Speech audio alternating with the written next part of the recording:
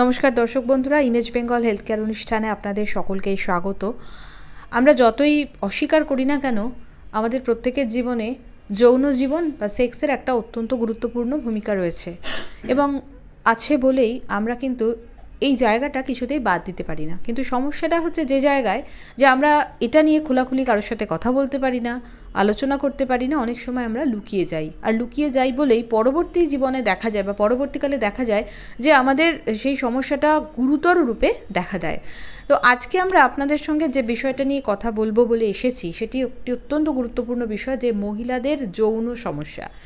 এই মহিলাদের যৌন সমস্যা কী কী ধরনের হতে পারে, তার পাশাপাশি এই যৌন সমস্যা মধ্যে কোন কোন সমস্যাগুলো অত্যন্ত গুরুত্বপূর্ণ বা তার প্রতিকার কী, এই সমস্ত বিষয়গুলো নিয়ে আজকে আমরা কথা বলবো।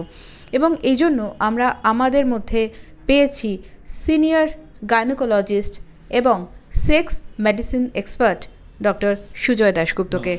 স্যার নমস্কার, ইমেজ বেঙ্গল হেলথ কেয়ারে আপনাকে প্রথমেই স্বাগত জানাবো। স্যার, যেটা আমি শুরুতেই বললাম যে আমরা সেক্স লাইফ নিয়ে না কথা বলতে না চাইলেও আমরা কিন্তু সেক্স লাইফকে কিছুতেই উপেক্ষা করতে পারি না। তো স্যার, আপনি সবসময় বিভিন্ন ক্ষেত্রে পরামর্শ দিয়ে থাকেন, আমার দর্শক বন্ধুরা তার দ্বারা ভীষণভাবে উপকৃত হন। তো আজকে আমরা একটু মহিলাদের যৌন সমস্যা নিয়ে কথা বলবো। আমি জানি বিভিন্ন মহিলা আপনার কাছে বিভিন্ন সমস্যা নিয়ে আসেন, যৌন সমস্যা নিয়ে। তো কী কী ধরনের যৌন সমস্যা একজন মহিলার হয়ে থাকে? প্রথমে আমাদের জানতে হবে মহিলাদের যে সেক্স সাইকেল সেটার কী কী স্টেপগুলো আছে, তাহলে আমরা সেই অনুযায়ী সমস্যাগুলো বুঝতে পারবো। একটা হচ্ছে লিবিডো, মানে হচ্ছে ইচ্ছা। তারপরে যেটা লুব্রিকেশন, অর্থাৎ জায়গাটা ভিজে যায়, অর্থাৎ সিক্রিশন বেরোয়। তারপরে হচ্ছে পেনেট্রেশন, অর্থাৎ পেনিস ভেতরে যাচ্ছে। তারপরে ফোর্থ ফেজটা হচ্ছে, লাস্ট ফেজটা হচ্ছে অর্গাজম, অর্থাৎ যেখানে একজন স্যাটিসফাইড হচ্ছে। প্রথমে আসি যে ইচ্ছা, লিবিডো কম, সেটার কি কারণ হতে পারে? অনেকের লিবিডো কম থাকতে পারে, সেটার কি কারণ হতে পারে? একটা হতে পারে বয়সের সাথে সাথে, বিশেষ করে যদি মেনোপজ হয়ে যায়, হরমোনগুলো ওভারি থেকে হরমোন বন্ধ করা শেষ হয়ে গেল। কারো কারো ক্ষেত্রে মেনোপজ কিন্তু সবসময় যে 45-50 বছর হবে বয়সে এরকম হবে তা নয়, অনেক সময় প্রিম্যাচিওর মেনোপজ হয়, অর্থাৎ ধরুন 30 বছর বয়সে পিরিয়ড বন্ধ হয়ে গেল, তাদের হতে পারে। 2 নম্বর, কারো কারো ক্ষেত্রে হতে পারে অতিরিক্ত স্ট্রেসের কারণে, অতিরিক্ত মোটা হয়ে যাওয়ার কারণে। যাদের ধরুন অনেক সময় হয় যে কোনো মানসিক কারণে, মানসিক ওষুধ খাচ্ছেন বা ডিপ্রেশনের কারণে। অন্যদিকে যাদের বন্ধ্যাত্ব আছে তাদের কিন্তু এই সমস্যাটা আরও বেশি হয়। বিশেষ করে অনেক সময় অনেক মহিলারা এই জিনিসটা অভ্যেস করেন যে টাইমড ইন্টারকোর্স, অর্থাৎ পিরিয়ডের 10 থেকে 18 দিন বা 12 থেকে 16 দিনের মধ্যে সেক্স করবো। এটা কিন্তু ভুল ধারণা, তাতে কিন্তু সেক্সুয়াল প্রবলেম বাড়ে এবং তাতে প্রেগনেন্সি আসার চান্স কমে যায়। এছাড়া হতে পারে কোনো কিছু কিছু পার্টিকুলার ওষুধের জন্য হতে পারে। এছাড়া সেকেন্ডারি, ধরুন তার আগে কোনো সেক্স অ্যাবিউজ হয়েছিল, অথবা হচ্ছে ধরুন তার সেক্স করতে গেলে ব্যথা লাগছে, ন্যাচারালি তার সেই ইচ্ছেটা কমে যায়। অথবা কিছু হরমোনাল সমস্যার কারণে, যেমন ডায়াবেটিস থাকলে, প্রোল্যাক্টিন হরমোন বেশি থাকলে, থাইরয়েডের সমস্যা থাকলে, এগুলোর কারণে কিন্তু ইচ্ছেটা কমে যেতে পারে। 2 নম্বর যে সমস্যাটা হয় সেটা হচ্ছে লুব্রিকেশন কম, ড্রাইনেস, অর্থাৎ জায়গাটা শুকনো হচ্ছে, তার ফলে ব্যথা লাগছে। একটা কারণ হচ্ছে ঠিকমতো ফোরপ্লেতে সময় না দেওয়া। বিশেষ করে পুরুষ সঙ্গী, তার হাজব্যান্ড হয়তো ঠিকমতো তাকে উত্তেজিত করছে না, তার আগেই তিনি পেনিট্রেট করতে চাইছেন। সেটা হতে পারে সেই পুরুষের সমস্যার কারণে। কাজে এটা এই জন্য আমরা বলি এই ধরনের সমস্যা থাকলে হাজব্যান্ড ওয়াইফ দুজনকেই আসার জন্য। 2 নম্বর হতে পারে কোনো ইনফেকশন হয়েছে, তার কারণে ড্রাইনেস হতে পারে। এছাড়া যে হরমোনাল সমস্যাগুলো বলছি, মেনোপজ, ডায়াবেটিস, থাইরয়েডের সমস্যা, প্রোল্যাক্টিন বেশি থাকা, কিছু ওষুধের কারণে, এগুলোর কারণে ড্রাইনেস হতে পারে। 3 নম্বর হচ্ছে পেনিট্রেশনের ক্ষেত্রে সমস্যা। একটা সমস্যা হয় ভেজাইনিসমাস, সেই মহিলা কিছুতেই হাজবেন্ডকে পেনিট্রেট করতে দিচ্ছেন না। এটা হতে পারে কোনো ব্যথার কারণে বা সাইকোলজিক্যাল ট্রমা, অথবা মনের মধ্যে একটা কিছু ভুল ধারণা বা একটা ভয়, অ্যাবিউজের কারণে হতে পারে, হয়তো সেক্স অ্যাবিউজ, অথবা হচ্ছে মনে হয় অনেকের ভেজাইনা খুব ছোট, ভেজাইনা ছিঁড়ে যাবে, ব্লিডিং হবে, ব্যথা হবে, সেজন্য ভয়। তারা যেটা করেন, ভেজাইনিসমাসের টিপিক্যাল ফিচার হচ্ছে তারা যখন ইভেন দেখা যায় যদি আঙ্গুলো কেউ যদি ইনসার্ট করতে যায়, তারা থাই দুটোকে খুব শক্ত করে কাছাকাছি নিয়ে আসেন, পেনিট্রেট করতে দেন। 2 নম্বর হচ্ছে ইনসার্ট করার সময় পেইন। পেনিস যদি পেইন বলে, আমাদের জানতে হয় পেইনটা কোন পয়েন্ট হচ্ছে, পেনিস ইনসার্ট করার সময় না খুব ভেতরে গেলে পেইন। ইনসার্ট করার সময় পেইন সাধারণত ড্রাইনেসের জন্য হতে পারে, ইনফেকশনের জন্য হতে পারে। আর খুব ভেতরে গেলে পেইন কিসের কারণে হতে পারে? এন্ডোমেট্রিওসিস বলে একটা রোগ, সেটার কারণে হয় খুব কমনলি। অথবা পেলভিক ইনফ্ল্যামেটরি ডিজিজ, ইউটেরাসের ভেতরে ইনফেকশন হয়েছে, সেটার কারণে হতে পারে। কখনো কখনো কিছু ফাইব্রয়েডের কারণে হতে পারে। অথবা কারো কারো ক্ষেত্রে কিছু আনকমফোর্টেবল পজিশনে তারা সেক্স ট্রাই করছেন, সেটার জন্য হতে পারে। 4 নম্বর সমস্যা অর্গাজম, অর্থাৎ স্যাটিসফাইড হচ্ছে না। সেটার কি সমস্যা হতে পারে? সেটার সমস্যা হতে পারে প্রথমত ইচ্ছে কম, ব্যথা লাগছে সেগুলোর কারণে, অথবা হতে পারে কিছু কিছু হরমোনাল সমস্যা আছে বা কিছু পজিশনের সমস্যা আছে, তার কারণে তাদের এই সমস্যাটা হতে পারে। অথবা কোনো ক্ষেত্রে যেটা সেকেন্ডারি সমস্যা, অর্থাৎ শুধু তার পুরুষ সঙ্গী খুব তাড়াতাড়ি হয়তো তার সেক্সটা শেষ হয়ে যাচ্ছে, সেক্সের ডিউরেশনটা, সে কারণে কিন্তু সেই মহিলা স্যাটিসফাইড হলে না, সে কারণে তার অর্গানজমের সমস্যা হতে পারে। অর্থাৎ এই 4টে মেইন জায়গাতেই একজন মহিলা সেক্সের সমস্যা ফিল করতে পারে।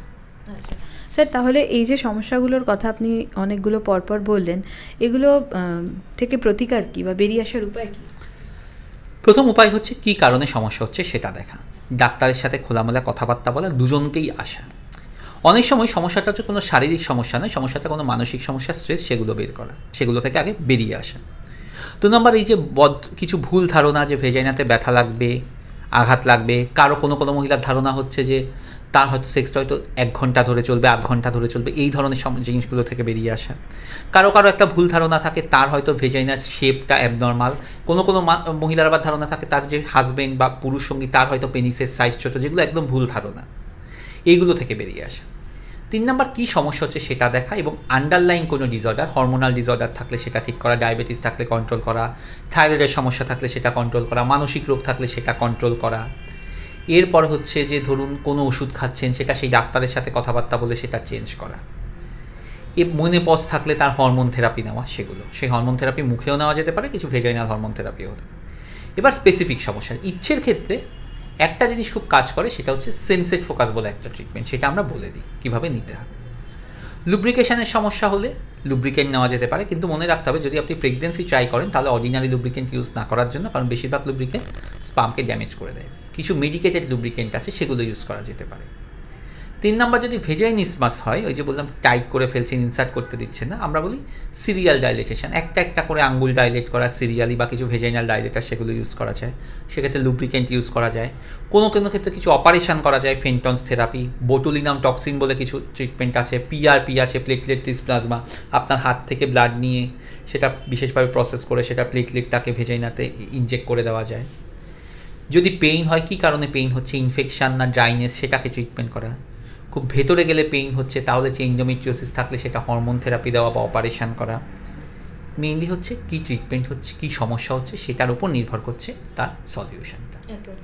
স্যার, আমি একটু অর্গাজম নিয়ে আপনার কাছে প্রশ্ন রাখবো, যে অনেক সময় আমাদের দর্শক বন্ধুরা তাদের ভিডিওর মাধ্যমে আপনার কাছেই জানতে চেয়েছেন যে এই যে মহিলাদের অর্গাজম, এই অর্গাজম নিয়ে তারা বলতে চাইছেন যে এটা যদি দীর্ঘদিন ধরে কন্টিনিউ করে, যে একজন মহিলা তার যৌন তৃপ্তি হচ্ছে না, তো এটা তার জন্য কতটা খারাপ, বা তার শরীরের জন্যই হোক বা তার সম্পর্কের জন্য হোক, সেটা কতটা খারাপ হতে পারে?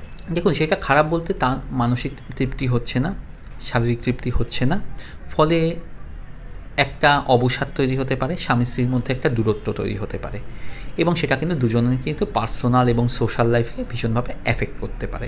কাজেই এই জিনিসটা যদি থাকে তাহলে আমরা বলবো আগে এটা ডাক্তারের সাথে কথাবার্তা বলার জন্য। একদম। স্যার, এই প্রসঙ্গে একটা কথা বলি, মহিলাদের এই যে যৌন সমস্যাগুলোর কথা আপনি একে একে বললেন, এর জন্য আজকের দিনে তারা যাতে অ্যাওয়ার থাকেন, তার জন্য আপনি কি বলবেন? মানে কোনো সম্পর্ক গড়ে তোলার আগে তাদের কোন কোন বিষয়গুলো মাথায় রাখা দরকার? প্রথমত যেটা দরকার, স্ট্রেস ফ্রি থাকা, ওজন নর্মাল রাখা, আর কিছু, কারণ আমাদের দেশে সমস্যা হচ্ছে আমাদের দেশে প্রপার সেক্স এডুকেশান নেই, অনেকেরই ভুল ধারণা থাকে, এই ভুল ধারণাগুলো থেকে বেরিয়ে আসে, যেগুলো বললাম, ভেজাইনা অ্যাবনর্মাল, ভেজাইনা ছোট, ভেজাইনাতে ব্যথা লাগতে পারে, ছিঁড়ে যেতে পারে, ব্লিডিং হতে পারে, ইন্টারকোর্স অনেকক্ষণ ধরে হতে হবে, তার হয়তো নিজের সম্পর্কে সব ধারণা ঠিক আছে, তার পুরুষের সম্পর্কে, তার যে পুরুষ সঙ্গী তার সম্পর্কে ধারণাটা ঠিক নেই, অনেকে মনে করেন যে আমার হাজব্যান্ডের পেনিস ছোটো সাইজের ইত্যাদি, এই জিনিসগুলো থেকে বেরিয়ে আসে। এবং যদি মনে হচ্ছে এই ধরনের ভুল ধারণাগুলো থাকে, ভুল ধারণাগুলো তো স্টিক করে না থাকা, অনেক সময় আমরা চেম্বার এলেন পেশেন্টদেরকে আমরা বোঝানোর চেষ্টা করছি, কিন্তু দেখা যাচ্ছে তাদের মনের মধ্যে যে ধারণা আছে সেটাতেই লেগে থাকেন, না ডাক্তারবাবু আমি মনে করি এটাই হচ্ছে, এটাই ঠিক কথা, এই জায়গাটা থেকে কিন্তু তাদেরকে বেরিয়ে আসতে হবে। অনেক ধন্যবাদ স্যার, আমরা খুব সুন্দর একটা বিষয় নিয়ে কথা বললাম এবং আশা করি দর্শক বন্ধুরা এর দ্বারা আপনারা অনেকেই উপকৃত হবেন। তো আপনারা আপনাদের বক্তব্য বা কোনো মতামত থাকলে অবশ্যই কমেন্ট বক্সে লিখে জানান। স্যারকে ধন্যবাদ আমাদের এই অনুষ্ঠানে আসার জন্য। নমস্কার।